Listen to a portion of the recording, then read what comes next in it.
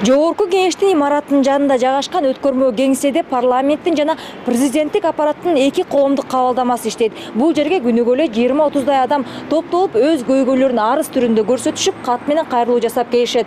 Келип түшкөн кайрылуулардын басымдуу бөлүгү өлкө башынын атынан жолдонгондуктан аларга жооп берүү үчүн кеминде 1 жумадан 1 айга чейин убакыт талап кылынат.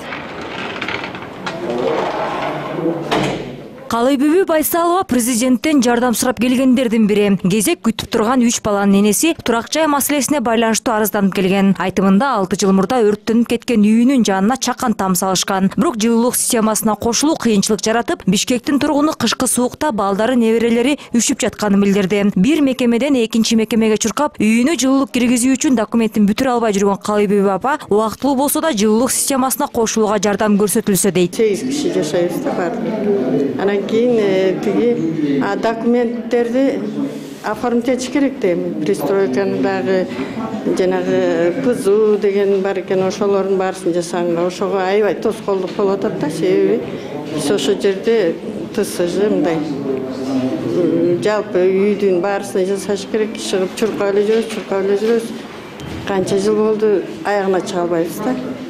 Анан эми үйшүп тоңгондо келдим да, президентке бир жардам болор экен деп кайрылуу кат мененчи. Президенттик аппараттын коомдук кабылдамасына ар кандай мүнөздөөгө каттар келип түшөт экен. Эң көп кайрылуулар соттордун жана укук коргоо түзүмдөрүнүн иштерине байланыштуу. Ошондой эле мамлекеттик мекемелердин, жергиликтүү өз алдынча башкаруу органдарынын ишмердүүлүгү, анын ичинде турак жай жана жеке үйлөрдү курууга жер тилкелерин бөлүп берүү боюнча арыздар бар. Андан кийинки орунда саламаттык сактоо, билим берүү жана маданият маселелери боюнча кайрылуулар турат. Социалдык кызматтардын иши, эмгек акы, пенсия, мамлекеттик сыйлык, кредиттерди жоюу, коопсуздук маселелери боюнча жардам сурап кайрылгандар дагы ушул жерге келишет.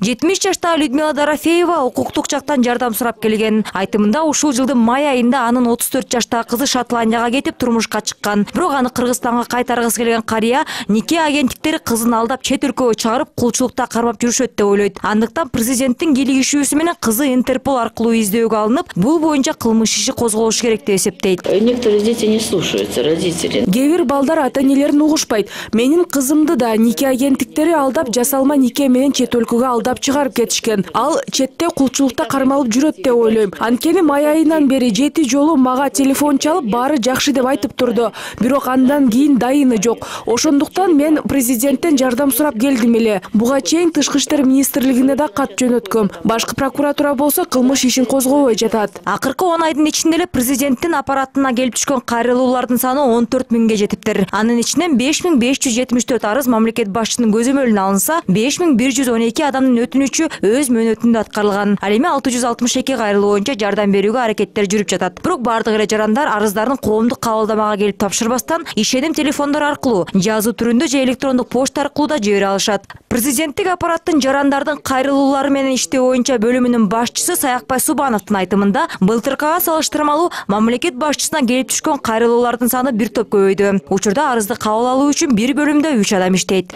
Көпчүлүк учурларда ошо соттон утулган жарандар, иш козголгондо алардын туугандары ошол жерден эле сразу ушул жака чуркап келишет. Келип эле ошо президентке даттана башташат. Көпчүлүк учурларда ошондой да болуп турат. Анан ошолордун арасында баягы ачуу калтыргандары болот. Ачуу менен келип ушул жерден биздин кызматкерлерге катуу тийген учурлар да болот, кол көтөргөн учурлар да болот. Ошондой кээ бир убактарда кездешет. Ошондуктан жалгыз отурган ошондуктан жалгыз бул жерде дайым айтабыз, анандай барьер коюп койгонубуз да ошондон. Анан кабыл алуу жүргүзгөндө дагы жалгыз болбойт, жок дегенде 2 адам болуш керек. Жазуу түрүндө кайрылуулар үчүн атайын үкөктөр Ак үйдүн чыгыш жана батыш тараптарына коюлган. Келип түшкөн каттар күнүнө 2 жолу алынып, андан соң бир катар процесстерден соң президенттин колуна тиет.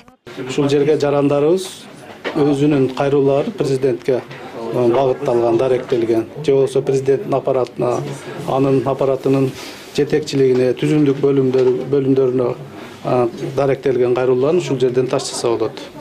Ал бул жерден күнүгө 2 жолу алынып турулат дагы. Алынып барып ал жерден бөлүмгө түшөт.